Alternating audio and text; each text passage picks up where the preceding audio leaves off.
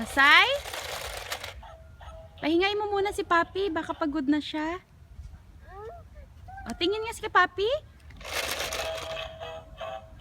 Harap mo nga siya kay Mami. Titingnan ko kung pagod na yung mukha ni Papi. Patingin ang mukha niya. Ang mukha ni Papi. Tatay? Ay, oh, hindi yan si Tatay. Di ba nag-work si Tatay? Oh, hindi pa ba pagod si Papi? Tingin nga ng mukha ni Papi. Hi, Papi!